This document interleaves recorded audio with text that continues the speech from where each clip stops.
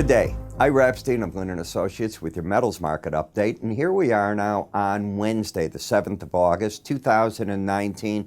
The time about 3:20 p.m. Central Daylight Time, which means this is where the settlement price is going to be of stock indices. What a comeback. You were down 600 points nearly at the low of the day, and you came back and settled, what, up 10 on the day? Came back about 57 points in the S&P from its low, nearly 80, 90 points in the NASDAQ. Pretty big day. Doesn't mean it's a turnaround, just a big, violent summer trading day. That's the way I want you to look at it. When you take a look at bonds and notes, they gave up their best gains of the day, and you've got to be concerned that maybe they're getting a little ahead of themselves. I can't help it. I watch financial TV, and I switch between the TV stations. Now they're talking 1% 10-year notes. It's possible. I read that PIMCO is starting to talk about the possibility of 0 10-year note yields, and they're not saying it'll happen, but they said you got to start thinking about it if we continue to crater in the world on interest rates. And today you saw 3 countries in Asia lower theirs. New Zealand lowered it sharply, half a point. Didn't expect that. India lowered theirs. I can go on and on. They're expecting the Philippines. It's not that those are the biggest economies in the world. India is obviously a great size economy. But what's important is the race is on, and I don't agree with some analysts say we're not in a race to the downside. With all these rate cuts and pressure going to be on the European Central Bank to do a combination of get back to bond buying and cut rates further in the negative territory, watch out. There is a race to the downside. It can all change if the U.S. and China got together and there was a breakthrough, but so far it hasn't happened, and this is what you're dealing with. Each night, by the way, if you're a metals trader, you've got to start watching. I watch Bloomberg for it, and the fixing of where they set the yuan, because it's having an impact on what these markets do right after that fixing. Normally it does not, but because we're so close to 7, it is. Now in the gold, these are the last trades, but the market was up about $7, $8 from here on the settlement price, a bit higher in the silver. Copper was actually lower, about a penny lower, and I forgot what the platinum exactly did, but I'm guessing it was a bit lower than this too. As we come in and we look at a weekly area chart of closes, early on the market was up here, and now it's pulled back a little bit. I just left that on because early this morning, and I put that line on there. I'm guessing I probably had it on about 8:30 in the morning in the office here, so it pulled back a little on a closing basis, but it's still a breakout to the upside. This is the highest we've been in years. In the gold, we've settled over the 1,500 level. It certainly will get a lot of people's attention. The problem is, if one were to buy it here, where would you put a stop on it now? Are you going to put it under the most recent low of 1410? I'm not saying that would be a wrong stop, but it's a heck of a lot of risk. It's $100 an ounce. I mean, it'd be from 1510 to 1410. That's a lot of money. When you look at the swing lines, you still have the pattern of a lower and low, higher high, and you've run to the upside. And I'll repeat, I think it all began right here when you had this outside day down, and that was last Thursday, and you took that day's high out. Because the market, as you'll see, was over the Bollinger Band, and you'll get to that in a minute here, and there were no major of these moving averages above the market, it's very hard to figure where it might go. Getting what we call counts are very difficult off this. Price count studies are there, and maybe I'll print a chart of that soon to let some of you know. Thinking of doing a gold report anyways, no later than next week, maybe a silver report. Getting back to doing some of my video reports now that I'm back from vacation. I'm refreshed, and I've watched what's going on here, so it might be time to bring you up to date on that. Suffice to say, the bias is up in the market. You're over key moving averages. You've now got today, that's 1, 2, this was yesterday. Day before is 3. This day you were up and over the upper Bollinger Band, that's 4. And the day before, if I'm correct, you were not. You weren't.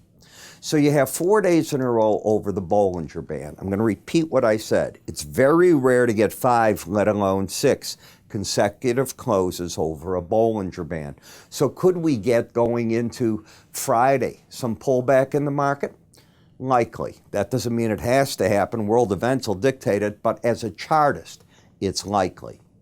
When I look at momentum, I'm overbought. So I have a market that's 4 days over the Bollinger Band, a fresh breakout to the upside, no doubt in my mind about that, maybe ahead of itself, wanting to get a little pullback, maybe do some consolidation of the gain. When I come to GLD, the popular ETF, this market did not have the same pattern as the futures. And the reason, in part, is because the futures settlement price is at 12:30 p.m. Central Daylight Time, whereas the ETFs close with the cash market at 3. I wish futures would do the same that they do on the stock market. I think it's a much better way of doing it. The carryover, and the reason they do it, is the old days, the London gold fix and all that. Come on, the world trades futures markets now, and ETFs in part are based on them. So I'd be looking at the futures. In any case, in looking at this, you can see how the market's 1, 2, 3 days up and over the upper Bollinger Band. On this day, you were not over that number. So it's not quite as severe a situation as the futures, which played catch up with, I think, the ETF. And GDX, well, it got up and over the upper Bollinger Band today, but during the day, it gave it up and it closed right back under it. So it's working in the sense that the first new challenges of the Bollinger Band are resistance zones. If this market were to take out 28.31, I'd get a bit nervous. It could be coming back towards that 18-day average. You're overbought and you've hit your upside target. The gold-silver ratio. I was just saying yesterday that the first swing on a correction is always interesting because while this is my resistance number, getting over under it on the first swing of it, not uncommon. Today it pulled back under. Does that mean that this correction has run its case? I don't know. Fair answer. Could be. In the silver, catch-up time. Look at how this market just roared to the upside, got to that upper Bollinger Band, overbought. I think the market probably ahead of itself a little bit here. Wouldn't surprise me, like in gold, that it wants to pull back and correct a little bit. Copper market, this all makes sense to me that the market moved to the right-hand side of the Bollinger Band. Why do I say that? Well, yesterday you closed at 255.75 under the band. Day before under it, that's day 2. Day 3, and on this day it was day 4 under the band. Or was it? Let me see. No, it wasn't. It was just over it. I take that back. So I had 3 days in a row under it.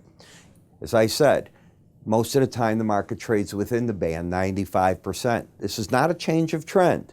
This is a market that's pausing. In fact, I've got to warn you, if you develop this embedded reading and hold it, and today both numbers under 20, yesterday both under 20, and the day before, not the day before. So getting a bit of a correction here, probably good, especially if the embedded reading stays in place. Now, if it's lost tomorrow, that could mean a challenge back to the 18-day average. Don't lose it tomorrow. And this, in my, as a chartist mind, is a bear market bounce and not much more than that.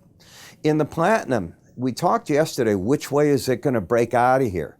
Was it going to get over the 863.5 or get down under these lows and make a move back towards the lower Bollinger Band? The market has been playing 4 days in a row between the 100-day and the 18-day average. Today, you had at least a move to the upside that sparks momentum, trying to turn up, bias up, trend up. Until now, 847.20's taken out. The bulls have grabbed back control in this market and might be able to muster a rally into this zone, which is also matched by the Bollinger Band. Support should be the 18-day average of closes. The market that's the weakest is the one that we're properly labeling it as being the weakest. We were talking about it again in the videos yesterday. I don't make market calls here. We're just identifying patterns on charts. But the pattern is one where all you did is get to the 100-day average right through here, and you'll see it. You got to the combination of the Bollinger Band 100-day average, and now you got sloppy action going back and forth, and you still have it. You actually have an outside day down today. So an oversold condition, lower highs, lower lows, challenged the lower Bollinger Band, bounced away from it, finished the day out, still under the 100-day average. Take out this high, today's high, on either Thursday or Friday, and it would fit in very well with me thinking that this is just a noise pattern in the market, that the vast majority of the break has already been accomplished. Is there anything other than that that is bullish? No. There's nothing bullish. It's a difference between is the trend ending or continuing. In the dollar index, 3 days in a row of fighting at the 18-day average of closes, and by day's end, it settled pretty close to unchanged on the day. A lot of worry about these markets, what's going on with interest rates. 3 Asian countries today cut their interest rates. New Zealand did it by 0.5 percentage point, way more than the market thought. It's expected the Philippines tomorrow are going to cut. Then we got the European Central Bank coming up again. And of course, the pressure's on our own Fed. I talk about this and a lot more in the morning. So I start recording typically around 6 a.m. At that recording, each morning, I'm trying to bring you up to date on chart action. I'm going to touch on some fundamentals and the like, but I'm going to cover 40 charts on the futures, and I typically get to 5 ETFs. The charts look like this behind me, by the way.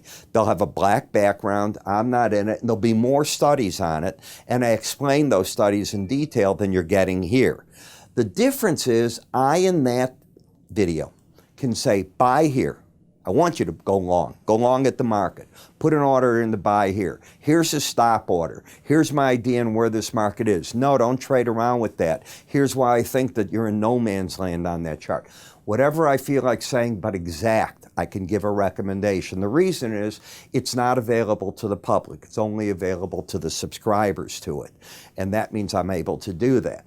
Now, the idea there is to get you in the morning up to date with the morning fundamentals, technical analysis, what's going on. I will cover the markets in this exact sequence, but let's assume you don't care about that. You just want to get to the gold or the silver market. There'll be a slide bar on the bottom of the video. Just grab with your pointer, slide it. The name, stock indices, foreign currencies will come up to you, but get to the metals, let go, hit play, it's going, or there'll be a lexicon on the side. Hit that, you're right where you want to be. You're, of course, invited to look at all these if you want and see what they're doing. But we found that by doing this, our viewers like it. You're able to get around, and yet I'm able to do one video to accomplish what I need. The cost, very inexpensive if you haven't tried it. 26.5 cents a day, $7.95 for the first 30 days. It doesn't go by months, it goes by 30 days.